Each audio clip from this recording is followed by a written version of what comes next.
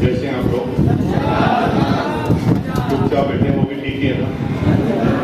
चुपचाप रहने वालों का जीवन में बहुत ध्यान रखना चाहिए। उदयवीर जी, रूल नंबर 1, जब भी आपके सामने कोई चुपचाप बैठा हो तो उसका बहुत ध्यान रखिए। आप घर पर जाएं और आपकी बीवी चुप है तो समस्या कम नहीं होने वाली, बढ़ने वाली। तो चुपचाप रहने वालों का ध्यान जीवन में हमेशा रखना चाहिए, क्योंकि चुपचाप रहने वाला दो काम करता है, दूसरों के जीवन में समस्या लाता है और खुद के जीवन में भी समस्या लाता है। अभी पुलिस वाला आ जाए और बोले चोरी किसने की, फंसेगा वही जो चुपचाप बैठा। इसलिए चुप नहीं रहना मेरे भाई, बात करना। पूरी दुनिया में सबसे कम तलाक इंडिया में होते हैं, आपको बता दूं मैं। पूरी पृथ्वी पर जितने भी कंट्री है उसमें सबसे कम तलाक इंडिया में होते हैं। और जब सर्वे हुआ तो पता लगा कि क्यों तलाक कम होते हैं, क्योंकि यहाँ के पति पत्नी रोज झगड़ा करते हैं। आप सोच रहे होंगे यार झगड़ा करने से तो तलाक होना चाहिए, नहीं। यहाँ की खास बात है ये झगड़ा तो करते हैं लेकिन झगड़े की समाप्ति पर बात भी शुरू कर देते हैं। हेलो, झगड़े की समाप्ति पर क्या करते हैं? अब यूरोप में, अमेरिका में क्या होता है, दोनों पढ़े लिखे होते हैं, झगड़ा करके रूठ जाते हैं, अलग अलग कमरे में सो जाते हैं, बातचीत बंद कर देते हैं। और जब बातचीत बंद करते हैं तो सामने वाला फिर कुछ भी सोच लेता है, और कुछ भी सोच लेता है तो सोचने की कोई सीमा नहीं होती। और जब कुछ भी सोचता है तो दुनिया बढ़ती रहती, बढ़ती रहती। मैंने अभी आपसे पूछा आप कैसे हैं, आप में से कुछ लोग चुप हैं, तो आपने मुझे मौका दे दिया कि मैं आपके बारे में कुछ भी सोच लूं, है ना। ऐसे ही तो मैं सोचने लग गया। मैंने कहा कैसे आप चुपचाप बैठे, मेरी पावर है, मैं कुछ भी सोच। पता मैं क्या सोच रहा हूँ? जानना चाहते मैं क्या सोच रहा हूँ? मैं सोच रहा हूँ कि सुबह सुबह बीबी से पिट के आया हूँ। मैं कुछ भी सोच सकता हूँ भाई साहब, मेरे पास जवाब दो, नहीं तो उल्टा उल्टा सोच सोच कर बताऊंगा यार, आपके लिए ठीक नहीं रहेगा कि आपके बारे में क्या सोचूं।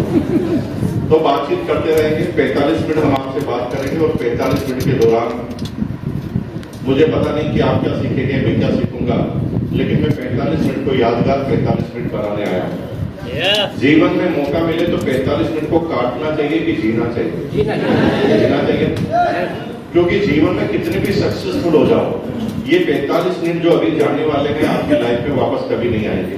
तुम कितने भी करोड़ों डॉलर खर्च कर लेना, ये 45 मिनट जो आज जाएंगे वापस कभी भी नहीं आएंगे, कभी भी नेवर। कितने भी सक्सेसफुल बन जाओ, तो एक क्षण क्षण को जीना। और ये 45 मिनट के दौरान मुझे पता नहीं कि आप आर्टिंग करेंगे या नहीं करेंगे, कोई फर्क नहीं पड़ेगा पृथ्वी पर। ये दुनिया और पृथ्वी ऐसे ही चलती रहेगी, लेकिन ये 45 मिनट जो बीत जाएंगे, क्योंकि आएंगे नहीं, तो हमारा फर्ज बनता है कि इस 45 मिनट को हम यादगार 45 मिनट बनाएं, राइट। तो 45 मिनट के दौरान मैं जब भी आपसे कोई प्रश्न पूछूं तो मेरा प्रश्न का आप जवाब दीजिए, और आप मेरे से पूछेंगे तो मैं भी आपका जवाब दूंगा। तो यहाँ कोई गुरु की हैसियत से नहीं है, मैं आपका गुरु नहीं, आप मेरे गुरु नहीं, दोनों एक दूसरे के गुरु हैं। तुम भी गुरु, हम भी गुरु हो जाते हैं शुरू। गुरु है, जिसको भी जो ज्यादा आता है और जिसको नहीं आता वो उसका गुरु है। अगर मुझे खाना बनाना नहीं आता तो ये हमारी बहनें हमारी गुरु है, और पैसा कमाना आपको नहीं आता तो हम आपके गुरु हैं। गुरु है सब एक दूसरे को जानता है, क्योंकि कोई भी कुछ भी सिखा सकता ना भाई, किसी एक इंसान से सीखने की जरूरत ही नहीं है। अगर आपके पास कॉमन सेंस है तो कोई भी सिखाएगा। सुबह सुबह पारस जी सर वो तिवारी सर हमें लेने आए थे, यहाँ है भी नहीं है, वो लेने आए थे क्या? उनकी ड्यूटी वहां तक खत्म। चलो दिवाली का बिफोर पहुंच गई ट्रेन, तो मैं ट्रेन से उतरा, बैठा, तो मैंने क्या देखा, अजीबोगरीब माहौल। ठीक सुबह 5:30 बजे एक आदमी ने फुल दारू पी और स्टेशन पर पुलिस वाले को डरा रहा, और पुलिस वाला उससे डर रहा, क्योंकि पुलिस वाले के पास कोई दूसरा पुलिस वाला था नहीं। वो ये पत्थर भी फेंक देगा, साला इसका करूंगा क्या, तो नशे में। तो वो इतना ज्यादा पी रखा कि वो कभी इधर कभी उधर, मुझे लग रहा है कहीं गिरेगा। मुझे लगा गाड़ी पे गिरेगा, लेकिन मेरी गाड़ी पे नहीं गिरा, पास में एक बड़ा नाला था उसमें जाके गिरा, और आवाज आई छपा। तभी मैंने तिवारी सर से बोला, गाड़ी रोको, गुरुजी मिल गए। बोला, उनका गाड़ी रोको, गुरुजी मिल गए। तिवारी ने कहा, कहाँ गुरुजी? मैंने कहा, वो नाले में विराजमान है, वही हमारे गुरुजी। हम ज्यादा वार्तालाप किए मगर सीधा गुरुजी के पास पहुंचे, गुरुजी को दूर से ही प्रणाम और सैल्यूट किया, और गुरुजी को निकालने का प्रयास बिल्कुल नहीं किया। गुरुजी को प्रणाम करते हुए हमने गुरुजी से कहा कि गुरुजी, आपने आज हमें एक बात सिखा दी है, डेमो करके बता दी है कि तू पिएगा तो तेरा भी यही हाल होगा। सीखना चाहो तो नाली में पड़ा हुआ शराबी भी सिखा देता है, और नहीं सीखने की कसम खाओ तो फिर ऑक्सफोर्ड यूनिवर्सिटी का प्रोफेसर भी तुम्हारा बात बाका नहीं करता। तो सीखना इम्पोर्टेंट है। आप किससे क्या सीखते हैं, हर आदमी सिखाएगा। मैं 28 की एज में पहली बार टूथपेस्ट करना सीखा। आपको बिलीव नहीं होगा, लेकिन मैं अपने हिसाब से रगड़ रहा था और अपने आप को परफेक्ट मान रहा था। आप भी रगड़ रहे हैं, अपने आप को परफेक्ट मान रहे हैं। आप भी जीवन में जो कर रहे हैं आपको लगता है कि आप भी परफेक्ट हैं, क्योंकि आपने उससे वाले परफेक्ट को नहीं देखा, ऊपर वाले, इसलिए आपने आपको परफेक्ट मान लिया। और जीवन की सबसे बड़ी बीमारी ही यह है कि हम अपने आप को परफेक्ट माने। 28 साल की एज में मैं टूथपेस्ट कर रहा था। मेरी 2 साल 3 साल की गुड़िया थी जो भी प्ले ग्रुप में जाना चालू हुई थी, वो मुझे संडे के दिन घूर के देख रही। मैंने कहा, क्या हुआ? मैं, डैडी इतने बड़े हो गए, पेस्ट करना नहीं आता? तो मुझे गुस्सा आया। मैंने कहा, यार ये छोटी सी नन्ही सी लड़की मुझे टूथपेस्ट करना सिखाएगी? मैं 28 साल पुराना आदमी जिसने कई सालों तक 28 सालों तक टूथपेस्ट किया है, मैं परफेक्ट हूँ। मैंने कहा, सही तो कर रहा हूँ। तो डैडी, हमारी मैम ने बताया है कि मसूड़े ऊपर नीचे होते हैं और दांतों की लाइन स्ट्रेट होती है, और आप ब्रश को यूं घुमा रहे हैं। हमारी मैम ने कहा ब्रश करने का तरीका है जिगजैग जिगजैग जिगजैग जिगजैग। ये काटा हमारा 2 साल का गुरु पैदा हो। तो गुरु कहाँ है? आप सीखने की कोशिश करो तो हर व्यक्ति गुरु है, कोई कुछ न कुछ सिखा ही देगा। तो तुम भी गुरु, हम भी गुरु। तो कोई ज्यादा अपने आप में ईगो मत रखिए कि मैं आपको कुछ सिखाऊंगा। नहीं नहीं, तुम भी मुझे सिखाओगे, तुम भी मेरे गुरु हो। और हर व्यक्ति से मैं सीखता हूँ भैया। पिछले 25 सालों से मैं आरसीएम के इस प्लेटफॉर्म से अपनी टीम को मैनेज करता हूँ। पूरे इंडिया के हर सिटी में, डिस्ट्रिक्ट में, तहसील स्तर तक के गांवों में गया हूँ। हजारों के तादाद में मेरी सेमिनार और वर्कशॉप हो चुके हैं। और इतनी सारी जगह जाने के बाद मैं अपने अनुभव से बातें करता हूँ। मेरी किसी भी स्पीच में पिछले 25 सालों में एक भी लाइन ऐसी नहीं मिलेगी जो किसी किताब में लिखी, क्योंकि किताब में लिखी हुई बातों पर मेरा कोई भरोसा नहीं है। क्योंकि किताबें तो वो लोग भी लिख देते हैं जिनके पास अनुभव नहीं होता। करोड़पति कैसे बने ये वो लिखता है जो खुद कभी करोड़पति नहीं बना। तो वो अनुभव बिल्कुल फीका होता है। अनुभव वो होता है जो मंजिल पे जा चुका है। हिमालय पर जो चढ़ चुका है वही हिमालय का अनुभव बता सकता है। किताबों के अनुभव तो आपको पूरी जगह मिल जाएंगे, लेकिन वो प्रैक्टिकल ज्ञान कभी भी नहीं होने वाला।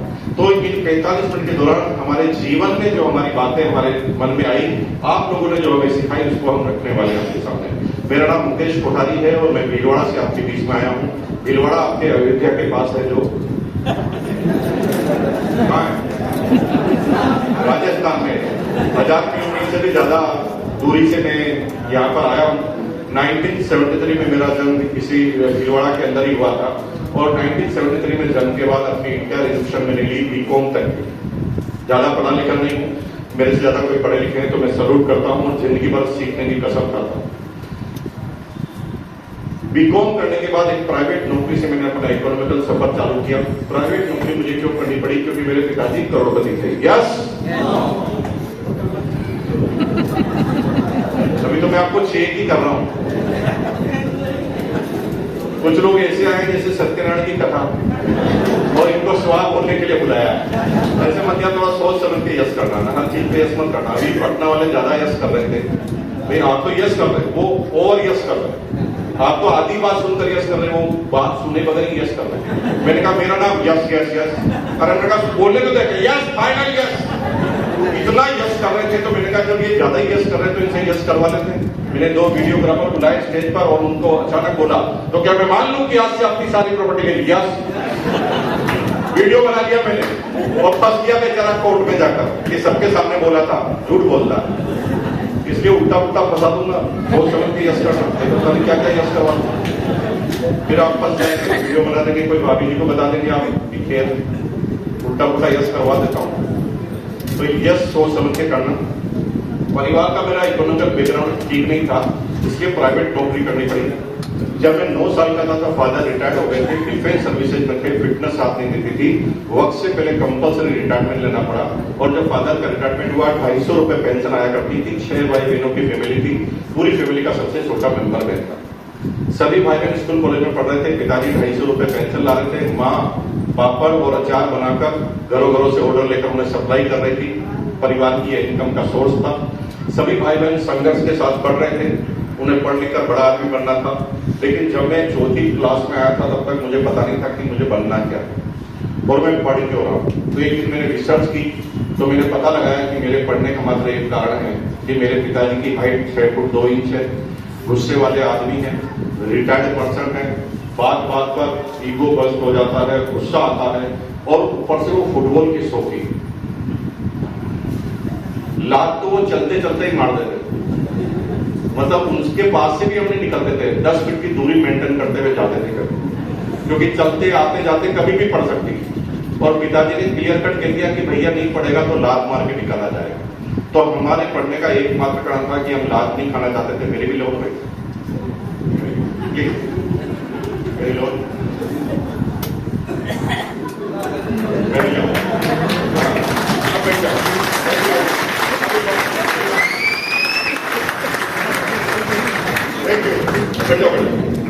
मिलना नहीं है क्या है?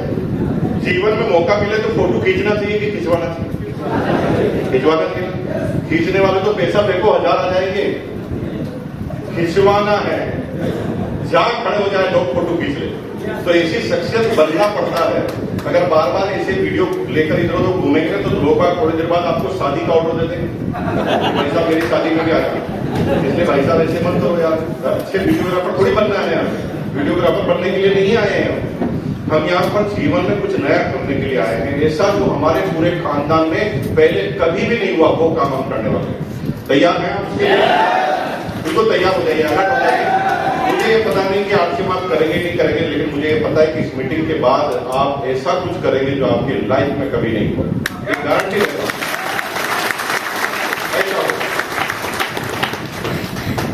बहुत बहुत धन्यवाद। तो हम पढ़ रहे थे 4th क्लास में, हमारे माताजी पिताजी दोनों झगड़ा कर रहे थे। मतलब आपके घर में झगड़ा हो रहा है तो बधाई हो आपको। उस समय तो सभी जगह होता था। और मैं तो ये कहता हूँ कि झगड़े में कोई कमी है तो तलवार खरीद के लाओ और तलवार के साथ झगड़ा करो। लेकिन झगड़ने के बाद आप बातचीत शुरू करो, है ना? ऐसा नहीं झगड़ा करके रूठना नहीं, झगड़ा करना फिर बात करनी है, झगड़ा करना फिर बात करनी है, संबंध लंबे चले। तो हमारे माताजी पिताजी झगड़ा कर रहे थे। पिताजी माताजी को डायलॉग बोल रहे थे। डायलॉग था, तूने इस महीने का बजट बिगाड़ दिया। अब मेरे को समझ में नहीं आया बजट होता क्या, बिगड़ता कैसे? पिताजी को पूछने की हिम्मत नहीं थी, क्यों? पिताजी फुटबॉल के शौकीन थे। तो पिताजी से